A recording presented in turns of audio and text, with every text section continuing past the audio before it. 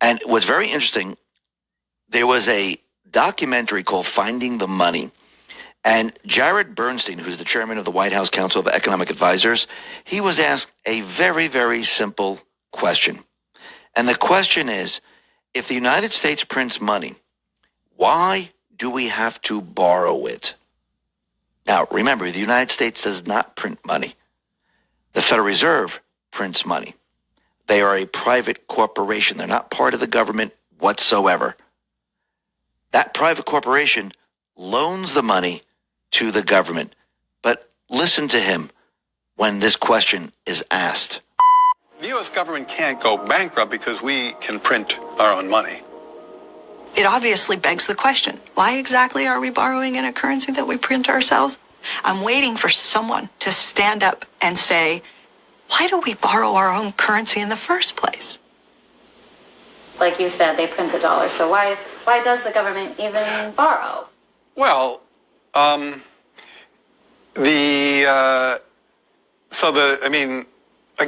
some of this stuff gets, some of the language that some of the language and concepts are just confusing. I mean, the government definitely prints money, and it definitely lends that money, which is why the government definitely prints money, and then it lends that money by selling bonds. Is that what they do? They sell bonds. Yeah, they sell bonds, right? Because they sell bonds and people buy the bonds and lend them the money.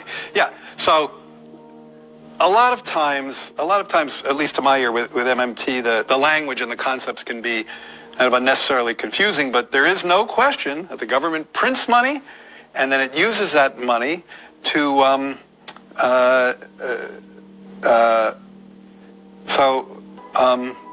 I guess I can't really talk. I don't get it. I don't know what they're talking about. Like, because it's like the government clearly prints money. It does it all the time, and it clearly borrows.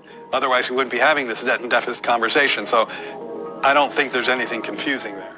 So I think that tells you everything you need to know. First of all, he's the chairman of the White House Council of Economic Advisors, and he's confused on how all this works. Or was this a gotcha question and he was like, crap, how am I going to answer this? Because if I say we have a private corporation that's printing money and it's loaning it to we the people, they're going to ask me a follow-up question.